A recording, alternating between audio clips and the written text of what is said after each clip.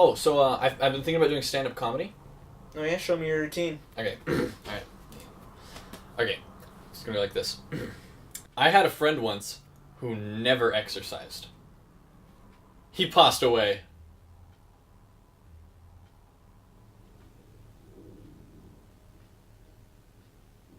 I don't get it.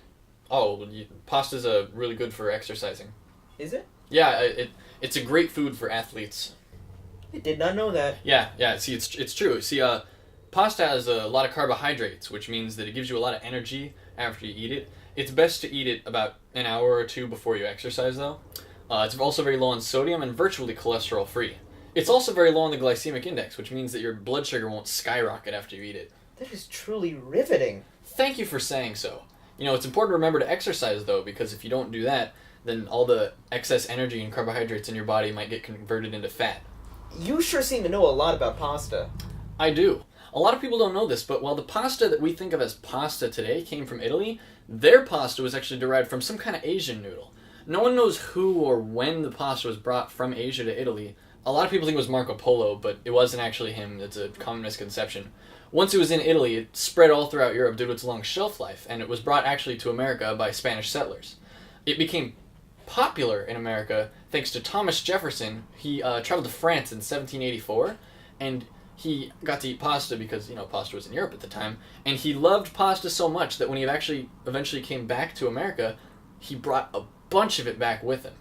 And one thing that's really funny is that we often think of spaghetti and meatballs, the whole combo of those, as an Italian thing, but those two actually were brought together in America. Italy had them both, but really only America really does that. You're just a wealth of information today.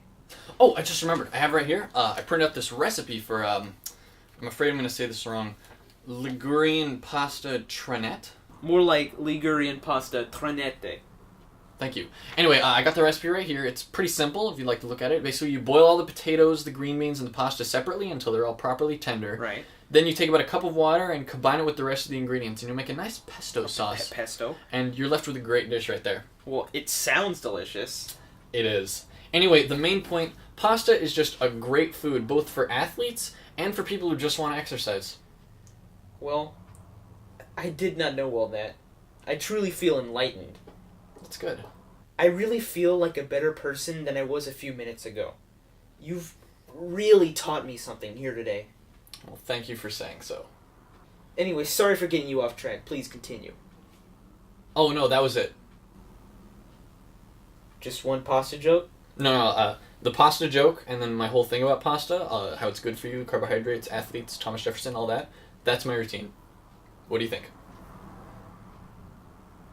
Well, to be blunt, it's not that funny. I mean, don't get me wrong. It was educational. And I feel smarter now. And God has blessed me on this humid day for giving me a friend who would teach me such valuable information. But it just wasn't funny.